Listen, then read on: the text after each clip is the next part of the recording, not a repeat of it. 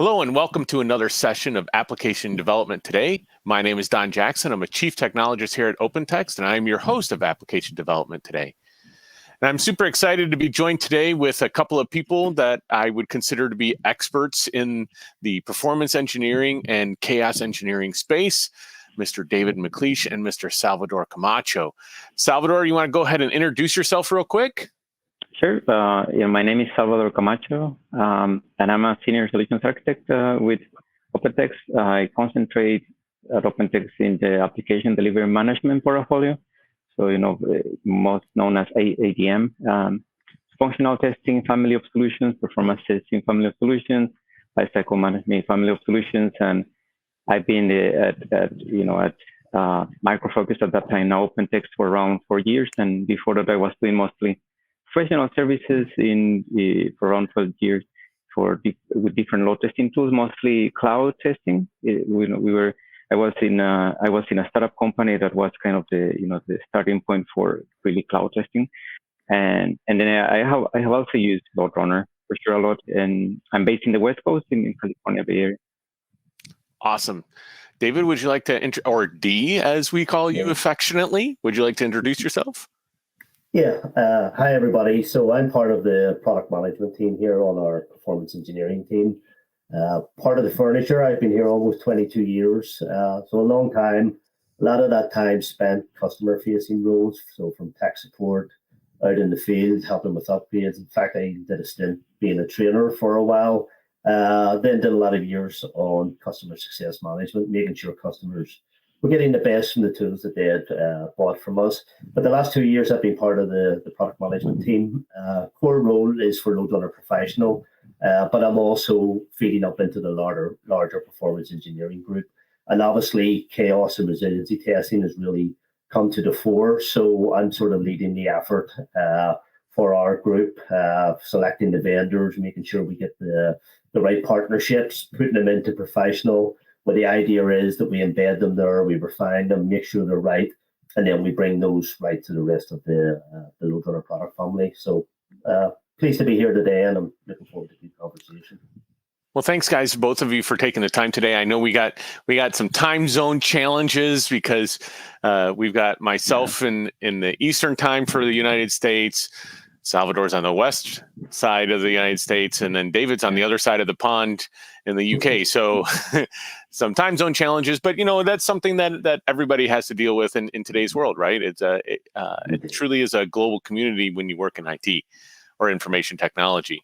So let's just jump into it. And I'll put this out for both of you guys. So what is chaos engineering or chaos testing, and are they the same thing, or is one a subset of the other, or what? Yeah, I'll maybe go first. So resiliency testing has been around for a long time. It's sort of been retermed to chaos, but what we're seeing is some of the vendors are sort of dialing back some of the messaging around chaos, because it implies that you don't know what's happening. It implies that something is going to break that's going to be very bad or reputational damaging. But it's really not. It's about just testing the resiliency of your product or your service, making sure you're testing more than just your application. Many years ago, it was maybe just a single application, but now you have tons of other services and microservices, or your application is modular with things plug in. And really, it's about making sure that your product is okay in production, or testing for those outages that can happen. The big thing I see is, even though it's been around for a long time, it's something that can scale to the enterprise. It's no longer someone creating a batch file and blessing themselves and hoping that ends gracefully and comes back again. It's now you can build these through drag and drop. You can scale these out. You can target different hosts or pods. And this is really what we're seeing, in the fact that it's really there to say, is your system resilient? And if it's not, let's figure it out quickly before something costly happens in production. Yeah. So, you talk about resiliency testing. That was actually one of the questions I was going to ask you is, how does this differ from the resiliency stuff that, frankly, I did back in the early 2000s as well, where we would do things like we'd be running our load we'd be doing this in production, during our maintenance window where we had a backdoor to the live application. We'd take it down for the front end for the customers, and then start doing this. Things like network shaping, right? Throw a bunch of junk traffic at it, and then try to throw in my true production load and see if the network shaper can handle that successfully, or start a virus deep scan on my database server and then do database intensive queries on the application. Salvador, what's your viewpoint on resiliency testing or chaos testing? It's coming from a perspective of performance testing, right? My background. What I've seen at least in the testing that I have done, right, and I've been in tests, when there's a bunch of people in the room, more kind of a war room setup, and usually in the weekend or in the evening time, so that we don't affect people, the real customers, right? Because usually this kind of the testing that I was doing, right, was in production. So, and when I was doing this kind of testing, usually, they were doing things like, let's bring down several nodes, or let's bring down this node, or let's because they were using also Akamai as a content delivery management network, right, for as a CDN, right, for JavaScript, the CSS, and so on. So they also were, we were a lot of people in a big room, and also the guys from Akamai were there, so that we take a look at what is happening, right? And during that time, they were like flushing the cache, for example, for Akamai, right? Things like that. So that kind of chaotic kind of environment, right? You can call it, is what I used to do when I was load testing. And it is my experience into kind of chaos testing, you can call it, right? But it was a production. Right now is more, it's more control, is more experiment kind of thing, for at least chaos engineering, right? So it's a little different. Yeah. So you guys have both talked about it, and I said it as well. And I got to be honest, is this only in production? Because yikesy, that's scary, right? That's high risk. You talk about in production. I had I don't know that he's going to appreciate it if he watches this, but we had somebody. I'm not going to name names. I'm not throwing anybody under the bus, but I was working for a company, and we had to order controlled substances as part of our tests, right? Controlled substances in the U.S., pharmacological substances, and accidentally a test got pointed to production where. You think about extremely controlled substances. The test was ordering cocaine, right? and so it ordered cocaine for a customer, which was not a good thing, right? So testing in production a lot of times is a big no-no, right? Big red X. Don't do it. So can we do some of this in pre-production in the lower environments too, or is it really strictly production that we're talking about? No, I mean, from talking to the chaos vendors that we have partnership with, so we have partnerships with Gremlin and with SteadyBit. They tell me that their more mature customers have actually moved on to testing in production, because obviously that's where you're getting the biggest bang. But if something does go wrong, you're seeing the effect and the ripple effect of that. But they usually gradually build up to that. So they try and mimic something that's close to production, although you're probably never going to get 100% match. But that also couples with the findings that we were seeing. For example, the State of IT testing report for the last couple of years have showed a big shift from moving away from testing and production, because customers see the risk there and what can happen with that, to trying to build systems that are very, very close and accurate to what they have. And the vendors are telling me that they do start off these proof of concepts, and they set something up that they think is close to production. But ultimately, where they want to get their customers is that they are comfortable to test in production, because that's where you're going to see the overall resiliency of your product. Or if you put a switch downstream or you turn off a service, you're actually going to see what actually happens there. So they do ultimately plan to get there. But the one thing I do like about a lot of these vendors and the platforms that they have a kill switch. So like your story, if something did happen and that test was pointed at production, they have a hard kill that basically drops everything if you weren't too sure. And another thing that we are seeing, in fact, I spoke with SteadyBit this morning, and they are telling me things like that, where customers are used to start out with the test type or the attack type that they wanted, and then try to fit an outcome to what they think that would happen. But it's actually the role reversal now. They're starting out with the outcome, and then they're putting the test together that will try and achieve that outcome. So they've actually pivoted 360 on what they originally thought that their platform was, because they used to say, pick an attack type, and then we'll try and fit a requirement into that. So now they have the requirement first, and they're picking the attack types, be that resource, network, state, whatever that is, that actually gets them to that outcome. So they are now doing real requirements and outcome-based testing.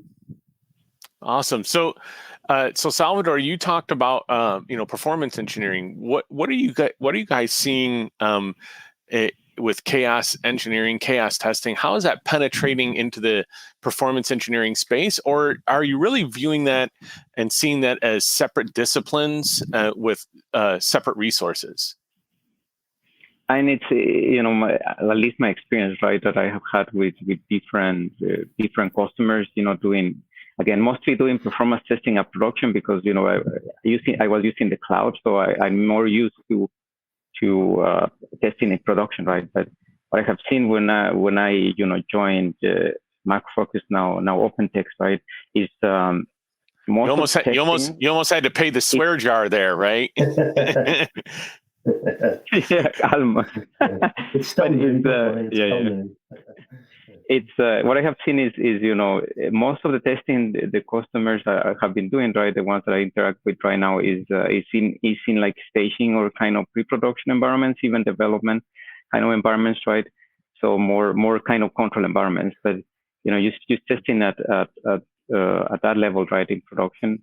I haven't seen that much of kind of chaos testing, right? Even when I was in the startup company, right, where we started doing the load testing, using the cloud, right, and all of that, we at some point, right, the team considered maybe to include some kind of chaos testing, and at that point, right, it was everything it was about around chaos testing was really from at least from Netflix, what it came from, right? So that's what we knew, and we were thinking maybe we should use it, right, or maybe no, but our customers were really not asking about it, and testing at production was really just what I kind of was doing. So it was not that I would say it was not that I was not finding that, right? But I think it's very good to have it in a control kind of way, right? How it is, but having it even in pre-production staging or kind of development environments where it's more control, right? So that if you find earlier anything that you find, right, issues, even performance issues, or in this case with chaos testing, whatever we find, right, vulnerabilities even, or anything like that, it doesn't go into production because it's going to be more costly in production, for sure. Yeah, and I think to your point there, I think it is a growing trend, but I think it's easier for our customers and enterprises to adopt and actually get through their own security regulations and red tape, because if you say you're going to inject an agent into production, we know what's going to happen. People are going to freak out. And we are seeing that. In fact, we're seeing that with our load runner enterprise customers. We're seeing those guys saying, we're in the banking or the financial sector. There's no way we're letting in a gremlin or some other agent into our environment, which we don't have full control on. It's not going to write that data back to a control plane on SaaS.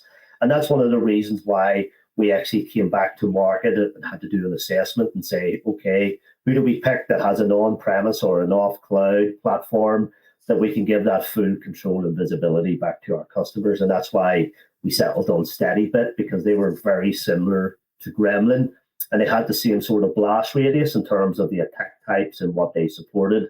But the key thing was our customers could install that, they could have control. The agents that they communicate under, they have them under lock and key. It's not, and usually when you have that, your security teams and a lot of other people are a lot more confident that platform is okay to use, because that's the story we've seen. People, as soon as they seen that it was an agent or something coming in, it was a no-go straight away. Yeah. And that sort of stopped the adoption in my book. even though we know we had a great implementation of this, and in fact, it's now moved from LoadRunner Professional onto LoadRunner Cloud. But there was still that grey area that people were sort of slowly not wanting to adopt that because of what the internal fight that they would have to get the justification for that. Yeah, although I will say some of the things, if you think about the different attack vectors, the term you used, or experiments is also a term that's used in the industry. If you think about some of these, some of it, even though you're in a quote unquote lower environment for your application, you're still running on the production network, right? You don't have a completely isolated network frequently, right? Or you're having power systems, right? You're using the same internal power grid that you have, or external, right? If you're using cloud machines. So being able to completely isolate into a lower environment, I think is kind of a misnomer when you talk about introducing chaos events or experiments, as they're called.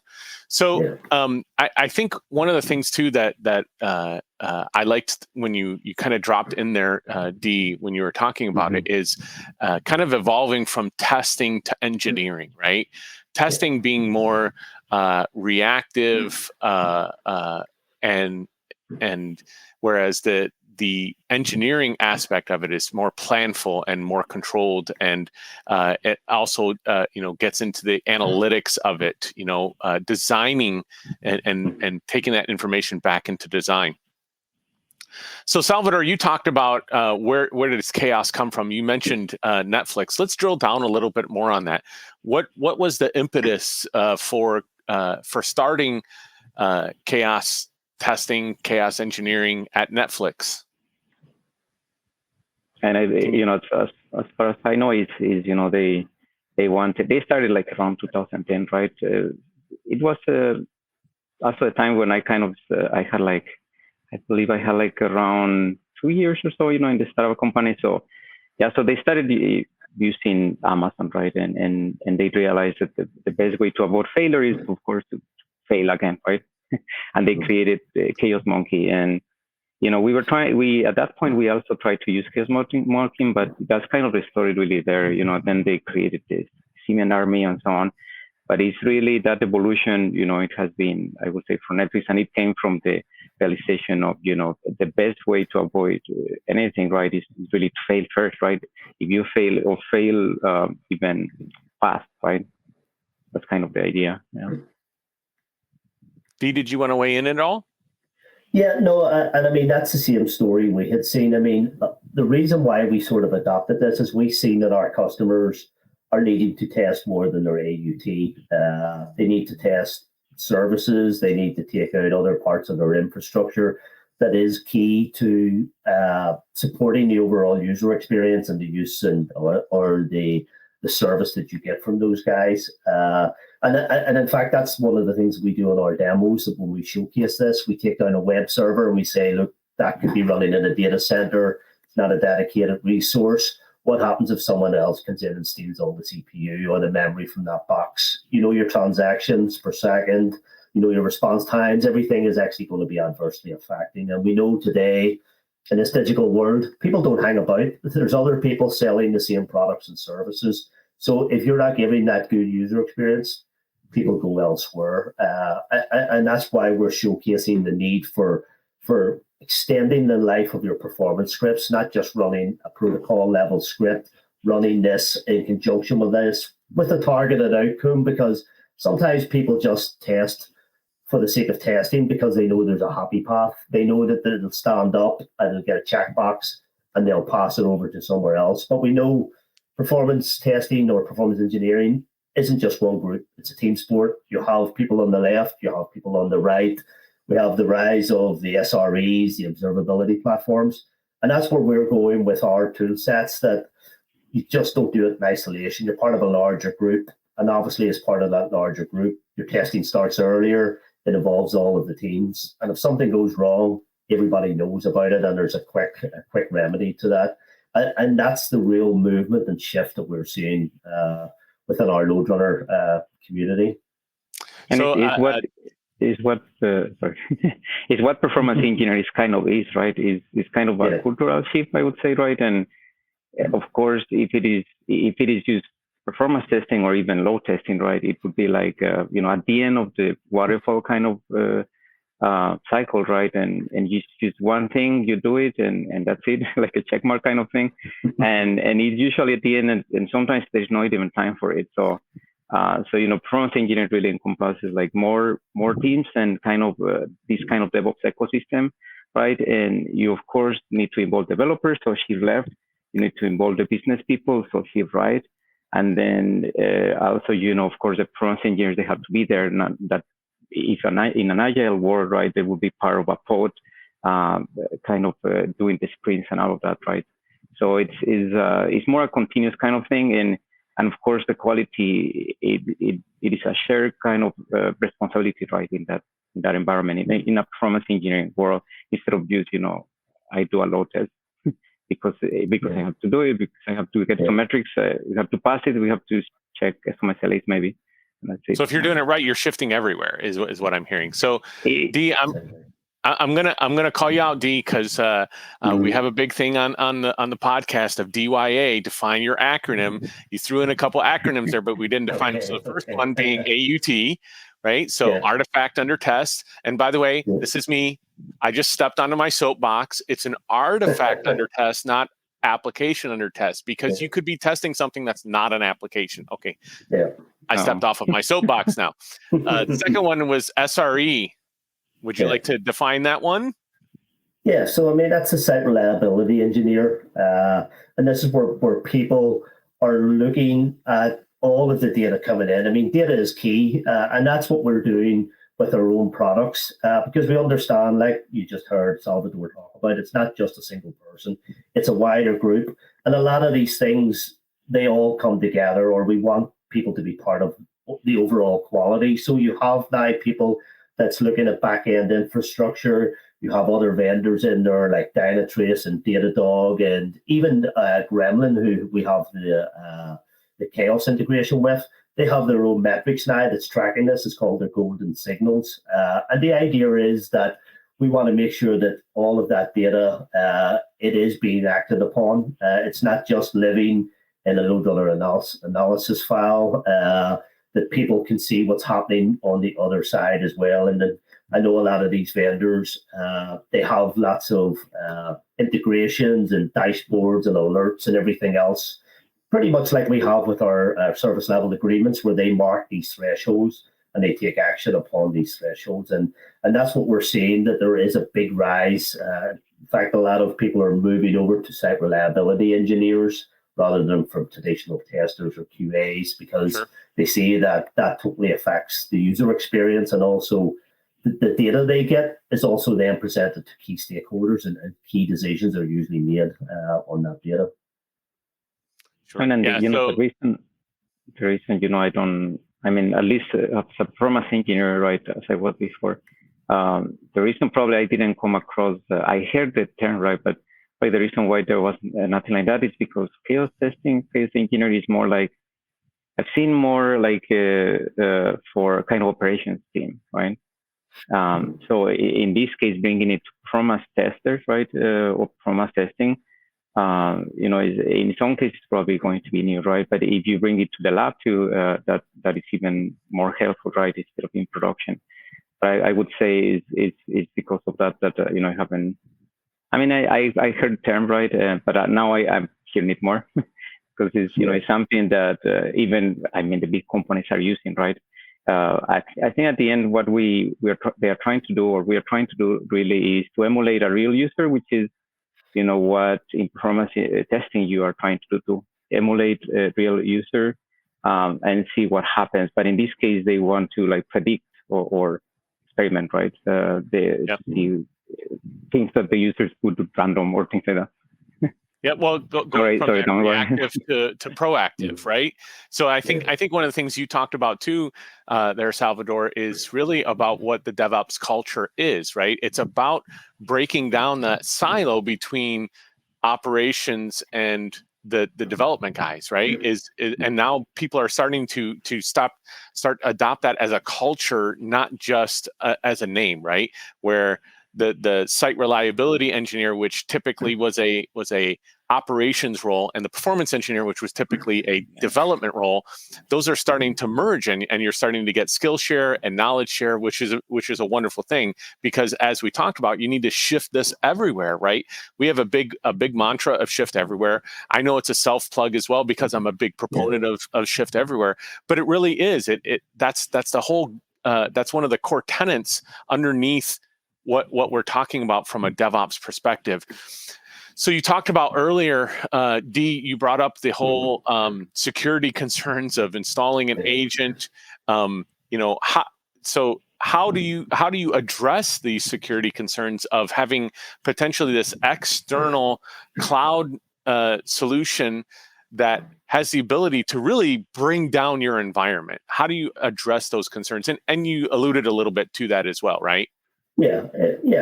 I mean, the obvious one is, for example, if we look at Gremlin, who's SaaS only.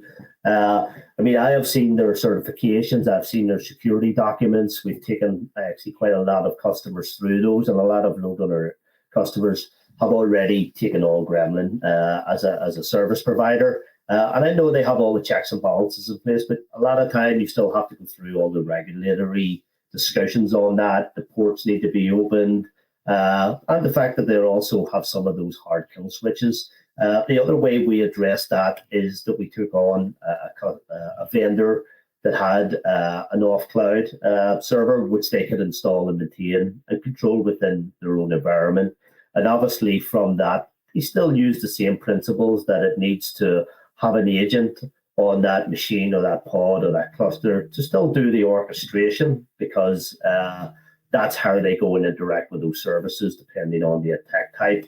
But a lot of the time, you still need to go through that formal sort of proof of concept. You still need to convince them that the solution is there. You need to convince them that it is an extension to what they're already doing with their traditional performance tests. And also, it's more than one stakeholder. It's not just the testing team, it's the security team. Sometimes it's additional stakeholders. But a lot of the time, we can't address any of those. And I know the vendors, they are actively addressing those and publishing all of their ISOs and any sort of certifications on that front that sort of does alleviate some of those fears. So the last topic that I really wanted to cover on this one was, we talked about the different attack vectors, attack types, experiments. So, and we actually mentioned a couple. We talked about, in fact, it was all in the category of network, right? Everything that we talked about network was network related. So are there other experiment types that we can do? Yeah, so usually they're broadly categorized into three. It's usually resource, state, and network. But what I have also seen is a lot of these other vendors, they have these discovery kits that you can plug in on top of that agent. And that could go out. And for example, if there's something there that didn't allow you to target the clock of a database or something like that, you could go in and run that discovery kit and actually find all the services running on that machine, and then specifically pick that service to take down or to interact with or manipulate. They also sell these other things called extension kits and extension APIs, where you can programmatically build things. So for example, if there isn't something on that list of 11, I think that Gremlin and SteadyBit support out of the box, then you can go in and build your own one. And then that will be available for selection there, and you can add that to your timeline, or you can pair them up. Because a lot of people think that because you're doing something like resource, that you can only say, I want to thrice the CPU at 70%. You can mix and match these depending on the desired outcome. So you could do that, and you can also do time travel on a database or time travel on a host machine to see what actually happens. And that's the example we were giving. What would happen if you tried to do a transaction, but you rolled the clock back to the day before? Would that transaction still go through? Or what would happen if something else took the RAM of that machine? So the myriad of different options, it's almost endless. And the one thing I like about some of these vendors, and I will plug Gremlin in particular, they have some superb documentation that tells you when to use an attack type of this. They also do boot camps where you can come with the problem you're trying to solve, and they, on a live session, help you build that type of scenario and what you should be adding in to get to that outcome, which I think is fantastic because it really brings up the adoption of your rollout of the tool. It also educates anybody watching that live or watching that on demand. And I think just the way they do that is really, really good. But it's really down to what your imagination is or what the outcome you want to achieve. Some of the stuff they do is fantastic. So I'm just picturing, you plug in your flux capacitor, you go back in time, right? Then you got to go back to the future. Sorry, that little joke there, right? Little cultural reference. So, guys, I want to thank you guys so much for taking the time today. I know it's early for one of you guys, it's late for the other one. I always try to give everybody that comes on as a featured guest a chance for parting thoughts, parting shots, if you will. So, Salvador, any parting thoughts, any words of wisdom you want to give in the realm of chaos? I mean, you're speaking about chaos, right? I mean, I was I was just reading like in mathematics, right? It studies basically what happens, right? What happens if there are actions happening at random, apparently at random, right? That's kind of the definition there. But and for example, there's this, if you have heard this, probably you have heard it about the butterfly flapping, right? This wing, and then maybe a hurricane is going to happen in some other part of the world, right? Things like that. The butterfly effect, yeah. That is kind of the chaos, that I was reading about, right? And that I'm kind of from mathematics, right? But it's interesting because I would like, just seeing all the how chaos engineering has been going and how is like two different groups for performance testing and kind of how we can bring them together, right? And then chaos testing having being able to do some CPU or network or even hidden a process or anything like that. But I would be more interested also in the area of what with the third parties, like for example with CDS, right, with content delivery networks. What could be done? Good job on DYA. Define your acronym. Good job on that. Proud of you. Learning that. I would be interested to knowing what can be done into it. I mean, it's kind of a third party, but it's because you do it at the kind of machine level. But what if you want to involve other parties, right? What happens in those later modes? It would be interesting more into that. Yeah. Yep. So, D, parting thoughts, parting shots. Yeah, I mean, one of my favorite terms is embrace the chaos. It's coming. It's going to extend the life of all of your scripts. It's going to extend your testing. You're going to probably unsurface some things that you didn't think about in your performance testing. It'll probably uncover technical debt, resources that may be on a shared resource that could have an effect. Like Salvador said, like the butterfly or the ripple effect. You don't know what's going to happen downstream from some of this. And really a call to arms, go and use it within our tool set. We want to hear customers tell us what we're doing right, tell us what we need. Every release we have, we're trying to build up the UI. We're trying to give a better user experience to the customer. We're looking at doing additional bi-directional feeds, things like that. We'd love to hear your thoughts on it, and feel free to reach us directly through your support reps, through your account reps, or even on our idea exchange, which is public. Go and put your idea there. We'll open it up for votes, and it'll help us prioritize features going forward. Well, awesome. Thank you, Dee. Thank you, Salvador. So I hope you enjoyed the session. Our next session is going to be about reading the room in today's environment, right? So if you think about, just a little teaser here, right? If you think about how things have changed since the start of pandemic, the start of the pandemic, we had a lot of in-person meetings. Occasionally you did remote meetings. Now it's almost exclusively remote meetings. So how do you read the room now and do that effectively? I look forward to that live discussion. And once again, thank you both for taking the time today. And I look forward to introducing more chaos into my life. Well, my application's life, maybe just my whole environment, right? Not just my application. thanks again, guys, and I hope you have a great rest of your day.